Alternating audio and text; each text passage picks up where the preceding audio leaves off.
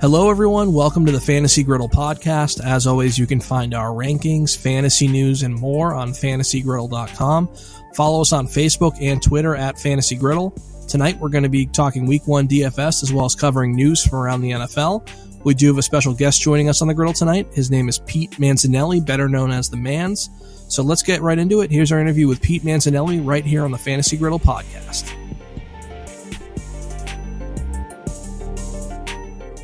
At this time, we want to welcome our first ever guest in the history of the Fantasy Griddle. He's a DFS legend. He's the founder, CEO, and lead developer of Manzcoin and Manzcoin Lit. He's a must-follow on Twitter at Pete Manzinelli for fantasy football, cryptocurrency, and poker content. Welcome to the show, the most interesting Manz in the world, Pete Manzinelli. What's up, my dudes? Thank you for having me on, although I must say I'm a little worried for you guys having me as your first guest because it's kind of like a lot of people have told me once you go the Manz, you can't go back. And I feel like you guys either have to have me on every single week to kind of sustain this hype, or you just need to shut down the show because you guys just knocked it out of the fucking park with your first pick. We wanted to start right at the top with Pete Manzinelli. That's right. It's nowhere to go but downhill from here. Best of luck with that, fellas. Yeah, this might be the last episode. Yeah, we got to cover a lot of ground here. This is going to be the first and last episode of the Fantasy Griddles. Pete, I got to ask you. I watched your broathlon video earlier today. I'd seen it before. And how did you guys start that up? And what's the competition like? Was that the second time you guys had done it? Okay, yeah. So you saw you watched the basketball one? Yeah. You guys were just drinking the whole time at a slam dunk contest at the end. Yeah, so it was last year in like February. Johnny Bales, he works for the Action Network and co-founded Fantasy Labs.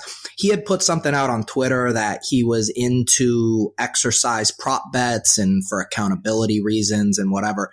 And I was like, okay, that's cool and all that. You guys are doing mile bets and pull-ups, but what if you guys actually did something truly astounding and impressive and had feats of both athletic and alcoholic strength? So in my big, beautiful brain, I came up with the broathlon, and the inaugural version was football themed. We had a beer mile, a shot put, a dizzy field goal, and then we played 2-on-2. And then this year, we, of course, did the basketball version. And, we had some great events. We had Edward 40 hands where we taped 40s to our hands and couldn't, finish the game until you had finished your entire 40. But, it's a little hard for me to talk about because I did create this event and I have twice come up empty-handed. So it's a bit of a sore subject, but I am still very proud of the creativity on display with these events. And I'm also like super intrigued by the Manzcoin. I know Duncan bought one the other day on the website manzcoin.biz. And what can you tell us about Manzcoin? I know that you're in a battle with McDonald's over cryptocurrency. Yeah, dude, this is, it's been a wild ride. This, I would say like past 6 or so months, everyone knows who was following crypto. In December of last year, we had a big bull run. Bitcoin was pumping. All these altcoins were pumping. And I just saw, a real lack in the crypto market of something tangible, something crypto, but something tangible. And so I invented the world's first ever physical cryptocurrency, Manzcoin. It, of course, has my logo and likeness on it, and only 69 ever were made. And that I launched that in April. We promptly sold out of that. The price skyrocketed.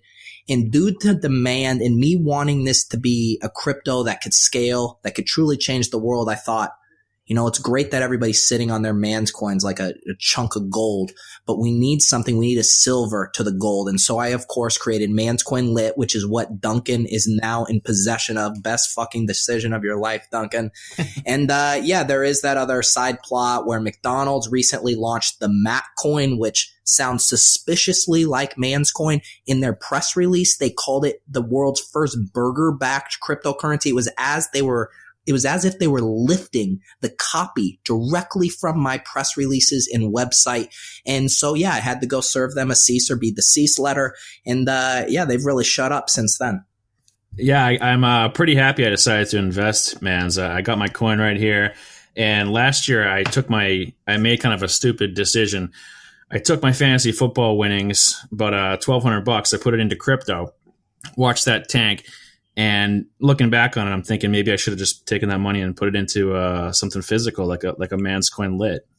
That's exactly, dude. All that internet crypto money, it disappeared. But where's that Man's coin lit? It's sitting right in your grummy little hands right now. You can feel it, you can touch it, you can smell it, you can rub yourself on it. That's a true currency, my man. I appreciate that. And I got a little graph here, and I got a little card with it, so I'm pretty happy.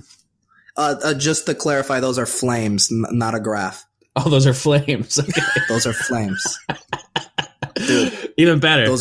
It's lit, dude. Those are flames. I'm gonna have to work on that if people are getting confused. Everyone out there, when you get your personalized certificate for which number Man's coin lit you get, those are in fact flames underneath the number. Thank you for helping me troubleshoot this issue. It's a bug, not a feature. You're welcome. Manz, I know you're everywhere doing everything. What do you got going on lately, business-wise and everything?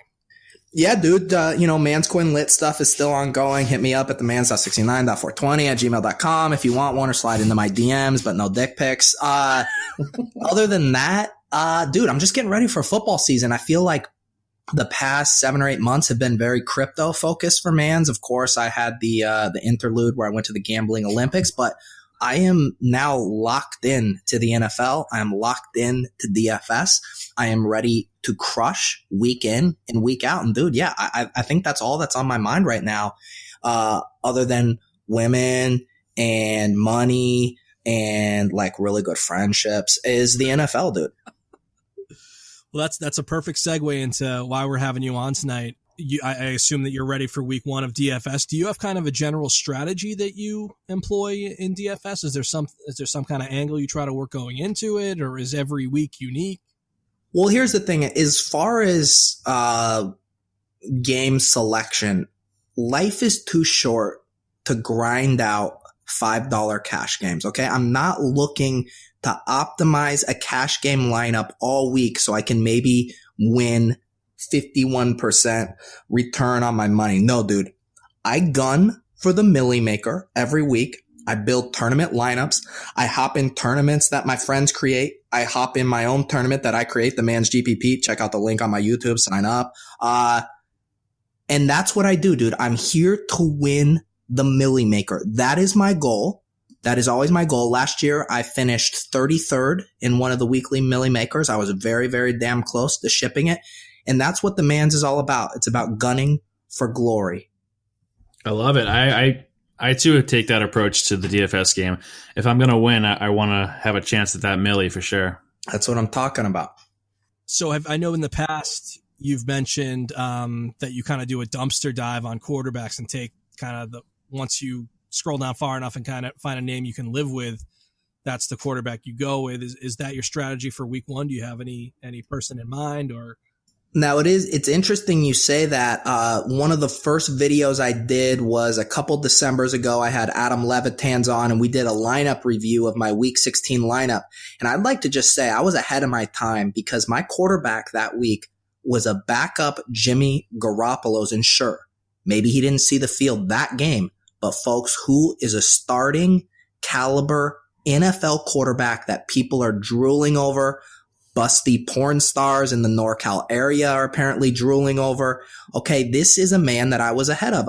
But to get back to your question, it's interesting. This year on DraftKings, they have adjusted their pricing for quarterbacks to where it's a much flatter salary structure. So there aren't, the highs and lows, and they're really making you make tougher decisions. So I will say it's not as quite automatic as going cheap at quarterback this year, because in a lot of instances, it's not that much extra salary to move up to, say, a mid-tier or an even elite tier quarterback. So, Manz, I got a general question for you. The time that you had the number 33 in the Millie Maker, who'd you have going in that lineup, and what was the highest that you got? Oh, man, dude, I do love talking about this lineup because this was a gorgeous lineup. I'll ask you guys, do you remember the game? I can't remember the exact week. I think it was like 7 or 11 or something. Anyways, it was a 4 p.m. slate, and it was the Texans. This is before Watson got hurt, so maybe it was week 7. It was the Texans at Seattle, and that game just shoot out. It shot the fuck out. Do you guys remember that game? Yeah, Watson had 4 touchdowns, right? Yeah, and so I had a Russell Wilson and then Tyler Lockett, Paul Richardson stack. So a lot of people were on Wilson, but they had him with the classic Baldwin and Jimmy Graham. And then I brought it back with Will Fuller. And so I had the like pretty unique game stack there. The problem was I didn't game stack it enough because that was the game that Lamar Miller and DeAndre Hopkins went off as well. So if I would have just gone full bore, you might be looking to a Millie Maker winner. And, you know, frankly speaking, I probably wouldn't be on this podcast. I would be on one of my mini yachts. So yeah, luckily for you guys, I didn't in fact win, but yes, it was all about targeting a high shootout potential game, but going with contrarian options within that game. I know you've mentioned in the past that, that a lot of times you'll look at the top running back that's being taken and you'll kind of, you know, spin off of that and take the quarterback that's linked to them instead of the running back. Do you still believe in that philosophy?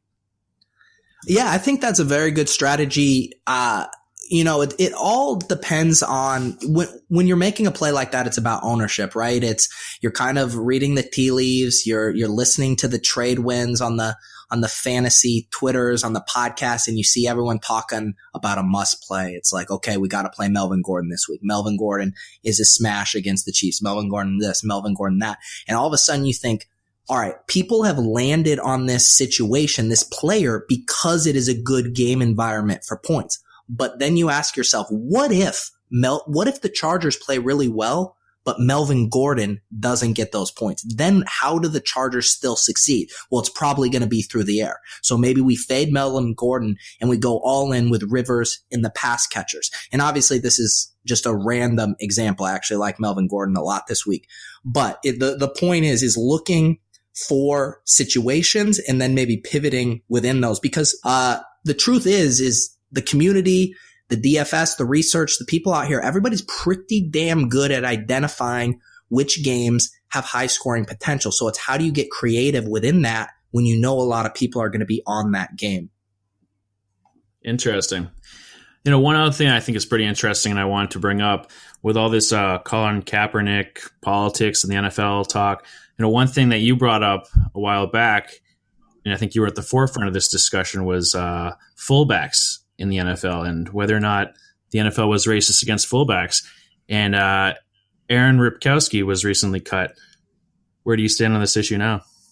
Yeah, dude, you know, first off, I kind of want to say that's a little too soon for that question. Ripkowski is like a family member to me, and you know, it's like, would you bring up someone's death in the family to them just like weeks after that death? Probably not, but I'm super mature and I can handle this type of question. But yeah, you know, frankly, it's been hard.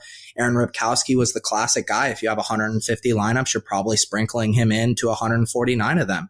And so to have to not have that guy on the slate, it's been really tough. But I will say it's not all doom and gloom on the fullback front. I mean, in fact, when God closes a Ripkowski, he opens a use check, because I don't know if you guys heard, but Jerick McKinnon's is out for the season, and everybody on Twitter is like, who's going to catch passes? Alfred Morris can't catch passes. They're like, well, Matt Breida might be able to catch passes. And it's like, hello, Kyle Juszczyk here. I have hands given to me from God that have stickum on them, and I will scoop up all of these little dunk passes from Jimmy Garoppolo's this year. So yeah, Kyle Juszczyk, he's in the catbird seat there in San Francisco, and I see some of the big members of the community, the Evan Silvas, okay, they're starting to come around on this idea of Juszczyk being a factor. And yeah, don't get me started on the fullbacks, dude. I'll be talking your ear off about Patrick DeMarco before you know it. Sorry, I didn't mean to touch on a sensitive subject there, but I appreciate you being professional. Yeah, of course. That's all I do. I'm a pro's pro. So, Manz, I'm seeing a lot of guys that could be in starting roles at running back this weekend. Alfred Morris, like you mentioned, Mike Gillisley getting a lot of carries for the Saints. Minimum priced guys, even Antonio Gates at tight end, who just re-signed with the Chargers. Do you try to avoid the minimum price players because they're going to be so heavily owned? Yeah, I think it's especially interesting for week one just because, you know, DraftKings released these salaries, a month, 6 weeks ago. So there's been a ton of time for value to open up. And that's exactly what's happened, with those guys that you mentioned. Rex Burkhead has been a guy people have been eyeing forever at 4,200, just way underpriced for what his role is projected to be. And so I think what's going to happen this week is you're going to see a really big studs and duds approach. Everyone's going to be filling in these cheap guys. You got Kenny Stills at 4,700, who's projected to be a starter. Keelan Cole now in the wake of the Marquise Lee injury. So I think what you're hinting at is correct, that people are going to be trying to put in these cheap minimum price guys. Royce Freeman, 4,500. That's another guy who now looks like the starter in Denver. So I think a chalky roster construction is going to be studs and duds, people trying to fit in Alvin Kamara, Antonio Brown, and then some of these cheap guys. So maybe the way we need to differentiate ourselves this week is to go with a more smoother, kind of average, balanced construction where we're taking guys in that middle tier. And you're not necessarily sacrificing points, but what you're doing is just getting yourself on a subset of players that the entire population isn't on because they're so giddy to mash in the value plays with the studs. And I was super intrigued. Last year, I listened to your podcast that you did with Eric McClung. I think it was A Full Tilt. And you had mentioned like a basic formula that you use for picking your defense each week. And they had to be under 10% owned. And there was a few other characteristics.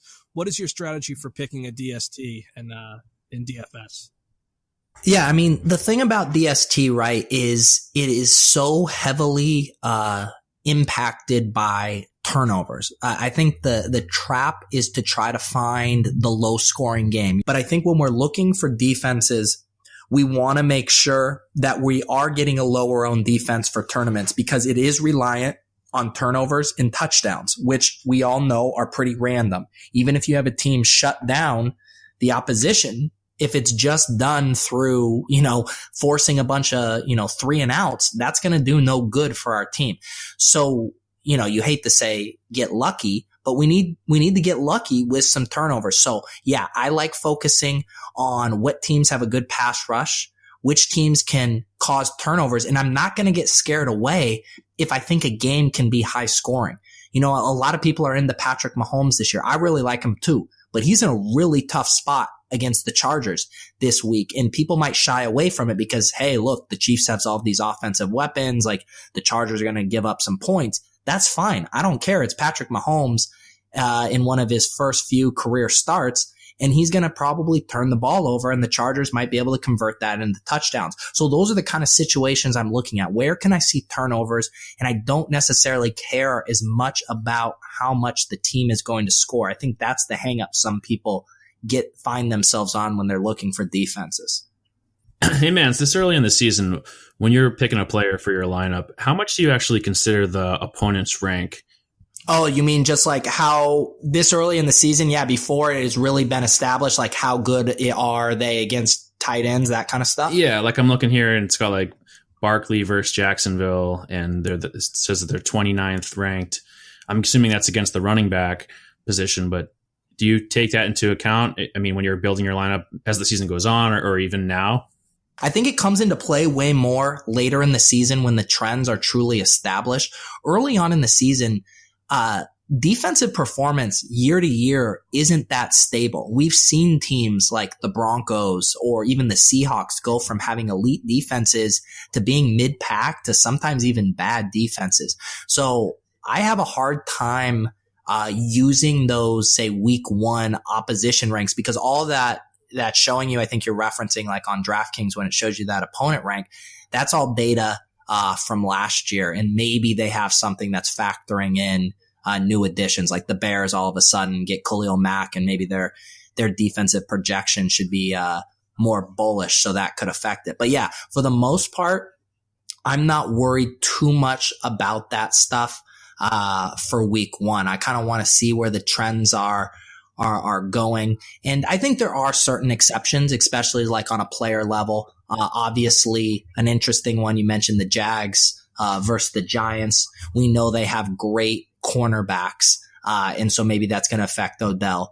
But for the most part, I'm not going to read into that too much the first few weeks. And I think that also means the first few weeks are the best time to be contrarian, to go with your gut, to identify players and situations you like before everyone catches up, because they are going to catch up and the data is going to get good and everybody's going to get sharp and there's not going to be much of an edge. So I will say this, if you have a hot take, if you think an offense is going to take the leap this year, you think a player is going to take a leap, don't worry about the matchup. Don't worry about ownership. Go in on them and maybe you will be able to reap the benefits before everybody catches up. Yeah, that kind of leads me into my next question, actually, because I was thinking, someone sees a red matchup like the third defense, like Seattle here versus Denver. They're ranked third against the run. Denver, I think, is going to be a pretty good defense, but people who are new to DFS, I'm assuming that they're less likely to make that play when they see that matchup. But in reality, it might not be that they're as good as last year. Exactly. Yeah. I think it's kind of like with everything, right? So when we see these numbers, we see opponent rank, you guys, how you guys do a fantasy draft. And I don't know if you've done auction drafts. It doesn't matter. It could be a snake draft, but they have the default rankings in there, right? Or they have the default auction value. In an auction, the market is created in that draft, right? How much a player is worth, it doesn't matter what ESPN or Yahoo says it's worth. It's what those 12 people in that league decide it's worth. And yet those numbers, when you see next to Leonard Fournette, his auction value is $52. We, in the psychology industry, we call this a psychological anchoring effect. Even though we know the number has no meaning as it pertains to us and our interests, people are still going to lock into that number and assign meaning to it. And you won't necessarily be able to get a value on Leonard Fournette because everyone's saying, well, ESPN says it's worth this much. So that's a long-winded example of saying people are going to look at these opponent ranks on DraftKings and they got them nice and color-coded. We have, a standard black for the middle of the rung. Then we have the green for the bad defenses. And yeah, those are going to dictate people's decisions. And I think that's another clever way. Like I'm looking at Ezekiel Elliott here and they got that second that they're playing the Carolina rush D. And I'm not going to be scared off of that just because they were the second best rush D last year. Ezekiel Elliott is going to get a shit ton of volume. And I think he's a great play, especially with everyone wanting to gravitate to Kamara or maybe going down to Christian McCaffrey or Melvin Gordon. So those are situations that I think you really try to exploit people's tendencies falling prey to their own cognitive biases. Fuck, I'm smart. Manz, sound like a psych major. What are your thoughts on, kind of not directly related to DFS, what are your thoughts on the Le'Veon Bell situation? Do you think he's going to show up? Yeah, I feel like tomorrow is the do or die day. Wednesday is normally the day that the veterans will get their first practice during the week after maybe taking a Monday and Tuesday off of the games. If Bell reports tomorrow, obviously he should be good to go. Although last year he reported late and had a pretty rough week 1 game. So even if he does show up, I'd be a little concerned about there being some rust. I mean, we all know Le'Veon Bell's great. I also know he doesn't rely a ton on his pure athleticism to get his fantasy points. It's his involvement in the pass game. It's his patience at the line of scrimmage. It's his involvement at the goal line. So some of that is mitigated, but I am concerned there. But the more I talk about it, everybody's having these thoughts about Bell, right? Maybe that makes him a very interesting play. I don't know if you guys have seen the weather reports, but Pittsburgh, the game is in Cleveland, and there's already some reports of some high wind gusts, maybe some precipitation, which of course lends itself to a more ground and pound game. And they don't have much behind James Conner. So as I'm talking this out with you guys, I'm starting to turn myself on to Bell as a bit of a contrarian play if he suits up. But I would say if he's not in camp tomorrow, I'm starting to think it's just an auto fade, even if he does show up, because that is just so few time. And I frankly don't know. Sometimes we see Josh Gordon, right? He's suspended, but I'm out there looking at his Snapchat, dude, and he's, working out like this, like a demon, dude, and he's jacked up, and I'm like, all right, I feel good about Josh Gordon. I don't know what the deal is with Bell. I don't know if he's staying in shape. Apparently, I think someone said he was like on a beach or something. So I think there's reason to be a little concerned, and it's a fine line between a contrarian play and a stupid play. And I think this is going to veer toward a stupid play real quick. If he doesn't suit up, would you play Connor?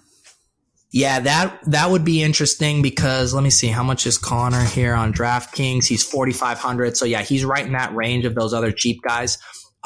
He would be a great play. I believe the Steelers will use James Conner as just a replacement bell cow. There's a few situations like that in the league. Chase Edmonds behind David Johnson and even John Kelly behind Todd Gurley. These teams that are used to just having a bell cow, they want to be able to have a fill-in and not have to turn to a committee because that's just not how their playbook is set up. They don't want to have to tip their hand with these plays, and that's a long-winded way of saying I think James Conner fits that mold in that he would get around 20 touches if Bell is out. The problem, of course, is I think he would become the trendiest player pick on this slate, and I could see him approaching 35 to 40% ownership, which that gets really tough. That gets really tough to use him at that ownership. But yeah, I think he would be a good play. So we really want to get the Fantasy Griddle listeners involved with you on Twitter and everything. Are you still doing the Manz Fan of the Week? And how does somebody become the Manz Fan of the Week? Man, that is I appreciate you reminding me. Last year I did the weekly Manz Maker shows, and it was more of a produced show. I had my producer, add in a few production elements. This year, because the Manz is so busy, I'm just going to be doing a weekly live stream, but I had completely forgotten that I had done Manz Fans of the Week. And you bring up a good point. And maybe this is what it's going to be, because last year there were definitely some candidates that deserved it, that had shown their worth as the Manz Fans of the Week. But toward the end of the season, I was kind of having to rack my brain.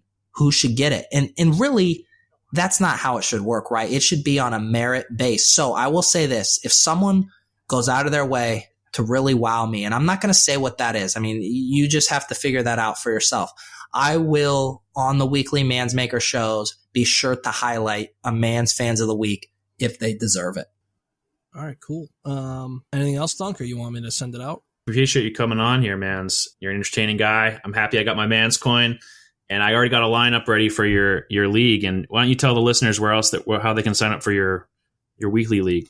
Yeah. Before I get into all of my various plugs, I have to ask, how did you guys get or decide upon the name Fantasy Griddle? Because I have my own theory. So you can either tell me the real thing, or I can tell you how I imagine it and just forever let that be the picture in my head.